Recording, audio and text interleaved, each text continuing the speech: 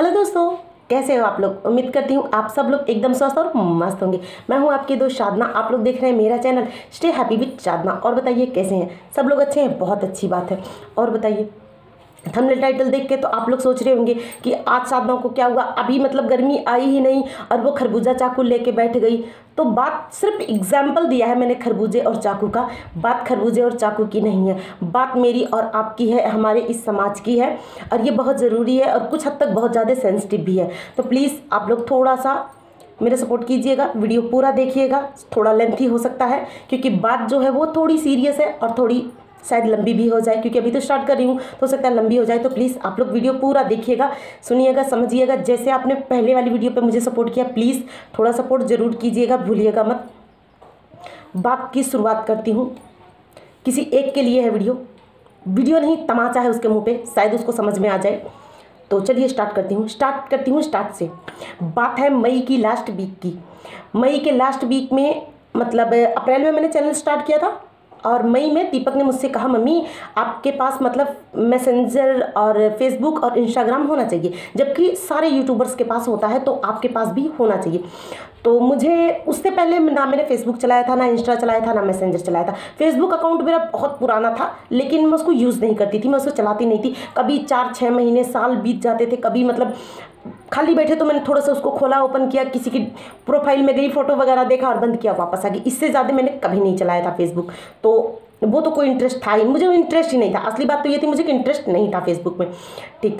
अब जब दीपक ने कहा कि मम्मी आपके पास होना चाहिए, क्योंकि काम इसका जितना यूट्यूब का काम होता है रिलेटेड 90% काम दीपक करता है। बस कैमरे के सामने जो काम होता है वो मेरा है, बाकी 90% का काम दीपक ही करता है मेरा। अब तो कुछ हद तक मैं भी सीख गई हूँ, थोड़ा बहुत हैंडल कर लेती हूँ, लेकिन पहले ज़्यादातर काम दीपक करता था, अब वो मैं भी करती हूँ थोड़ा बहुत।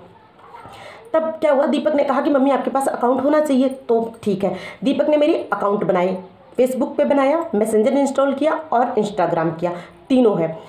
तो उसके बाद क्या हुआ, फेसबुक एक दिन मैं चला रही थी, अचानक से मैंने देखा किसी एक बंदे ने मेरी फ़ोटो फेसबुक पे अपनी प्रोफाइल पे लगा रखी थी और मैंने फेसबुक पे फ़ोटो डाली थी। फ़ोटो किस तरह डाली, जैसे मतलब बात ऐसी थी, दीपक ने कहा मम्मी और आप मतलब इस मोबाइल की स्टोरेज आपकी फुल हो जाती है तो आपको वीडियो और फोटो डिलीट करना पड़ता है। अगर आप चाहो तो आप मतलब फेसबुक पे अपनी फ़ोटो डाल दोगे या वीडियो डाल दोगे तो लाइफ टाइम सेफ रहेगा। आप जब भी चाहोगे अपनी आईडी खोलोगे और आप अपनी सारी फ़ोटो और वीडियो जो भी मतलब आपको पसंद है वो देख सकते हो। तब तक मुझे पता नहीं था कि भाई इसमें क्या क्या होता रहता है, इतनी इसमें मतलब कभी ऐसा हुआ नहीं था, कभी मैंने यूज़ नहीं किया था तो मुझे इतनी ज़्यादा नॉलेज नहीं थी। पर इतनी बेवकूफ़ भी नहीं थी कि मैं कुछ समझ ना पाऊँ, क्योंकि मैंने बहुत सारी मतलब सीरियल्स में, क्राइम पेट्रोल में, सावधान इंडिया में, ऐसे बहुत सारे मतलब देखे थे क्राइम होते हुए, तो मुझे कुछ हद तक इन सब बारों में पता था। तो मैंने ज़्यादा नहीं, 3-4 अपनी पिक, 2-3 पिक इनके साथ, 1-2 बच्चों की, 1-2 मेरे भतीजे की, इस तरह करके 12 पिक मैंने डाल दी, उस पर डाल दी। तो सेम उसी में से एक रेड कलर की साड़ी की पिक थी, वो किसी बंदे ने अपनी प्रोफाइल पे लगाई। जैसे मैंने वो देखा तो मेरा तो दिमाग सरका, भाई ये बंदा कौन है और इसने मेरी फ़ोटो कैसे लगा ली बिना मुझसे पूछे। मैंने उसको तुरंत मैसेज किया, मैसेज करके मैंने उसको बोला क्या आप इसको जानते हैं, ये पिक किसकी है। तो बोला नहीं मैं जानता नहीं, मुझे अच्छी लगी और मैंने डाल दी। मिली, ये बात तो गलत है ना, जब आप जानते नहीं ये कौन है तो आप कैसे किसी की पिक लगा सकते हैं। तो एक काम कीजिए, आप इस पिक को हटा दीजिए। बोले क्यों मैम। मैंने कहा ये पिक मेरी है और मेरी पूरी फैमिली फेसबुक पे है, अगर वो देखेगी तो वो क्या सोचेगी मेरे बारे में कि मतलब ये कौन है बंदा जिसने साधना की पिक लगाई है। फेसबुक पे मेरे भाई, भाभी, बहन, उनके हस्बैंड, मेरी देवर, देवरानी, मेरे जेठ, जेठानी, मतलब बहुत मतलब जितनी हमारी फैमिली है, इतनी जितने भी 50-60 लोग मेरे फ्रेंड में हैं, फेसबुक में जुड़े हैं, वो सब मेरी ही टोटल फैमिली है। बस 1-2 होंगे जो मेरे यहाँ के जान पहचान के हैं, बाकी 90% मतलब 60 लोग होंगे, शायद 35-40 है कि 50-60 है, कुछ इस तरह, मतलब बहुत क्वांटिटी, लिमिटेड क्वांटिटी में ही लोग हैं मेरे पास।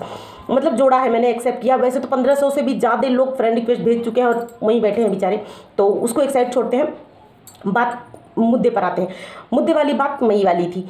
फिर उस बंदे ने मेरी बात मानी और फ़ोटो हटा दी। मुझे अच्छा लगा, चलिए ये बंदा अच्छा है, इसने फ़ोटो हटा दी। फिर इसने मुझे मैसेंजर पे आके कॉल किया। थोड़ा सा तो मैं डर गई, क्योंकि फर्स्ट टाइम ऐसा था कि मैं किसी से बात करने वाली थी मैसेंजर पे। मैंने कभी इससे पहले मैसेंजर कभी यूज़ ही नहीं किया था, कभी किसी का फ़ोन रिसीव करना या फ़ोन करना या कुछ ऐसा किया नहीं था। ये फर्स्ट बंदा था जिसने मुझे फ़ोन किया। फ़ोन उठाया, दीपक भी था साथ में। फ़ोन उठाया क्योंकि लॉकडाउन था, बच्चे घर पे ही होते थे। उठाया फ़ोन उठाया, बात किया, फ़ोन स्पीकर पे था। हाँ जी मैडम, आपकी पिक बहुत अच्छी थी, थैंक यू जी।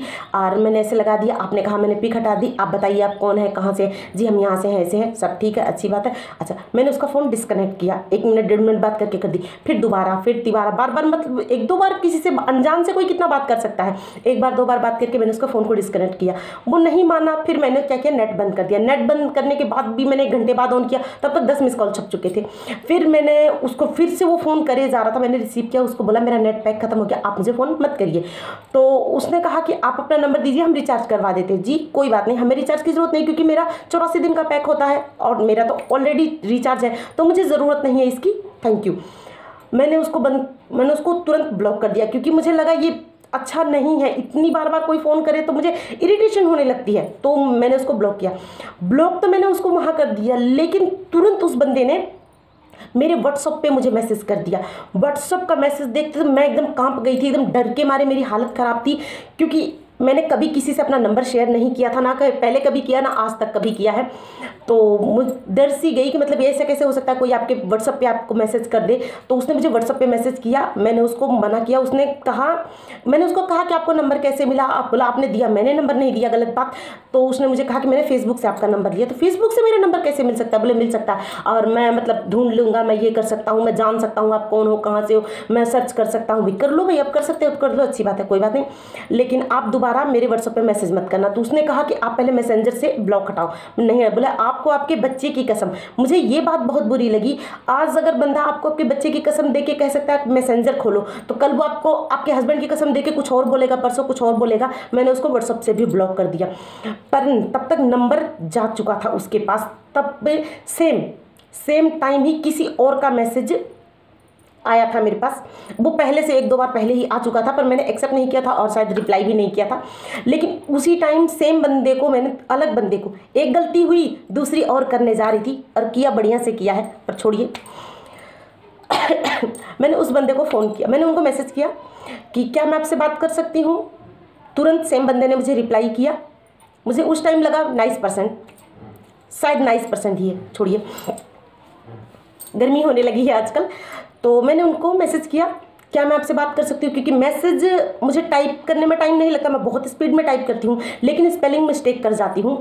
तो मैंने उनको मैसेज किया कि क्या मैं आपसे बात कर सकती हूँ? बंदे ने हाँ बोला। मैंने उनको कॉल किया, उन्होंने फ़ोन रिसीव किया। मैंने कहा, सबसे पहले फ़ोन किया मैंने अपने भाई को। मेरा भाई, मतलब पहले तो उसने 2 बारी में मेरा फ़ोन रिसीव नहीं किया, क्योंकि डर तो गई ही थी मैं। पहले उसको किया तो उसने रिसीव नहीं किया, तीसरी बार रिसीव किया तो उसने बोला दीदी और मैं यहाँ हूँ और मेरा सेठ आया है, मैं अभी बिजी हूँ, मैं अभी बात नहीं कर सकता। मैंने फ़ोन काट दिया। अब मुझे टेंशन हो रही थी भाई, व्हाट्सअप नंबर जा चुका था, मेरा नंबर जा चुका था, तो मैं बहुत डरी हुई थी। मैंने तुरंत इस बंदे को रिप्लाई कर दिया। रिप्लाई करके मैंने इनसे पूछा, इन्होंने बहुत अच्छे से मुझे समझाया कि आप फेसबुक पे जाइए, यहाँ आपका नंबर होगा, आप नंबर हटा दीजिए। मैंने फेसबुक पे वही सेम चीज़ खोली, देखा सब कुछ सही था, पर नंबर मेरा था वहाँ। पर नंबर आप हटा नहीं सकते। जिसने भी मतलब फेसबुक अकाउंट बनाया है उनको पता होगा कि फेसबुक पे बिना नंबर के अकाउंट नहीं चलता। तो नंबर चलता है, लेकिन उसमें एक चीज़ थी कि आप प्राइवेट कर सकते हैं। अगर आप अपना नंबर प्राइवेट कर देंगे तो आपके अलावा आपका नंबर कोई नहीं देख सकता। और कुछ लोग तो अपनी फ़ोटो और नंबर दोनों एक साथ लगाते हैं, तो उसका कोई क्या कर सकता है। लेकिन मैंने वहाँ तुरंत अपना नंबर ब्लॉक किया, नहीं किया। अब बात ख़त्म हो गई थी। उसके बाद उस बंदे ने मुझे इंस्टाग्राम पे जाके मैसेज किया, इंस्टाग्राम पे भी उसने मुझे मैसेज किया, मैंने इंस्टाग्राम से भी ब्लॉक कर दिया। अब बात ख़त्म, कहानी ख़त्म हो गई। कहानी ख़त्म नहीं हुई, कुछ दिन बाद उस बंदे ने मुझे फ़ोन किया। नंबर जो था वो ब्राज़ील का शो कर रहा था। पहले तो वो नंबर था मेरे फ़ोन में, ट्रू कॉलर नहीं था, क्योंकि स्टोरेज फुल होने लगी थी वीडियो की वजह से, तो मैं बहुत सारे ऐप नहीं रख पा रही थी। ट्रू कॉलर नहीं था, तो मैंने देखा कि मतलब इसमें मतलब फ़ोन आया। मैंने सोचा भाई कौन है ये, तो नंबर 6 अक्षरों का था। मैं आपको नंबर कहेंगे आप लोग तो मैं ज़रूर आप लोगों के साथ शेयर कर दूँगी, लेकिन था 6 अक्षर का नंबर था। एक बार फ़ोन उठाया, काट दिया, दोबारा काट दिया, तीसरी बार बात करके बोला भैया फ़ोन मत करो, रॉन्ग नंबर है आपका, ख़त्म होगी। फिर काफ़ी दिन बीत गए, 2 महीने 4 महीने बीत गए। फिर सेम मैंने पूछा आप कौन बोल रहे हैं, कहाँ से बोले? उसने कहा मुझे, मैं जयप्रकाश बोल रहा हूँ हिसार से। मैं किसी जयप्रकाश को जानती नहीं थी। मैंने कहा भैया मैं किसी जयप्रकाश को नहीं जानती, आपका नंबर गलत है, आप यहाँ फ़ोन मत मिलाइए। मैंने अपनी बहनों से और सबसे शेयर किया कि भाई ऐसा ऐसा फ़ोन आया था, क्या आप किसी जयप्रकाश को जानती हैं? तो उन्होंने कहा हाँ मेरी बहन का एक हस्बैंड है। तो पर वो मुझे दी कहता है और काफ़ी रिस्पेक्ट करता है, तो वो ऐसा मजाक मेरे साथ नहीं कर सकता। और मेरे साथ ऐसा मजाक मेरी ही फैमिली के किसी ने कर चुका था। मतलब पहले उन्होंने मेरे साथ मजाक किया, उन्होंने फ़ोन किया और उल्टा पुल्टा बोला और मैंने उनको गाली देना शुरू कर दिया था फ़ोन में। में। तो मैं इस बंदे को जवाब नहीं दे पा रही थी, मैं डर रही थी कहीं ऐसा ना हो कोई फैमिली ही हो मेरी, तो मैं जवाब नहीं दे पाई। अच्छा, उस दिन मैंने ये फ़ोन काट दिया। फिर एक दिन इसका फ़ोन आया, फिर मतलब दीपक ने फ़ोन रिसीव किया, मैं सो रही थी, दीपक ने फ़ोन रिसीव किया और दीपक ने फ़ोन काट दिया, बात खत्म हो गई। कल सेम बंदे ने मुझे फिर से फ़ोन किया तो मैं किसी के घर गई। जवाब तो मैं उसको फ़ोन में उसी टाइम दे सकती थी और बहुत अच्छे से दे सकती थी, लेकिन थोड़ी सी मजबूर थी क्योंकि मैं किसी के घर फंक्शन में गई थी और मैंने इसलिए उसको जवाब नहीं दिया था। जवाब नहीं दिया तो एक बार फ़ोन किया, उसने कहा मैं हिसार से राजेश बोल रहा हूँ और आपकी वीडियो देखी। मैंने कहा जी ठीक है देखी होगी, पर आपका नंबर रॉन्ग है। मैंने फ़ोन काट दिया। उसने दोबारा किया, मैंने दोबारा उसका फ़ोन उठाया या मैंने उसको बोला कि आपका नंबर गलत है, प्लीज़ अपना नंबर चेक करिए फिर से लगाइए, यहाँ फ़ोन मत लगाइए। मैंने फ़ोन काट दिया। तीसरी बार फिर उसी बंदे ने फ़ोन किया तो क्या था कि मतलब मैं औरतों के बीच में बैठी थी, उनको लगा शायद भाई किसी का फ़ोन आ रहा है और मैं बार बार फ़ोन काट रही हूँ, तो उन्होंने मुझसे कहा भैया, पहले तो वो मुझे कह रही थी फ़ोन रिसीव करो, रिसीव नहीं करना चाहती थी पर रिंग हो रही थी तो रिसीव करना था। तो बाद में उन्होंने कहा साधना तुम खड़ी होकर बात कर लो। मैं थोड़ी सी 2 कदम हटी और मैंने पूछा हाँ बोलिए, मैंने आपको बताया कि आपका नंबर गलत है, आप फ़ोन मत लगाइए। उसने कहा मैम आप मेरी बात तो सुनिए एक बार। मैंने कहा ठीक है बोलो। उसने कहा आपकी वीडियो देखी, आपकी वीडियो बहुत अच्छी लगी और जैसे आप अपनी वीडियो में अलग अलग चीज़ों के अलग अलग टॉपिक पे मतलब बात करती हैं, बताती हैं, तो प्लीज़ आप इस टॉपिक पे भी कुछ बताइए ना। समझ गए होंगे आप लोग।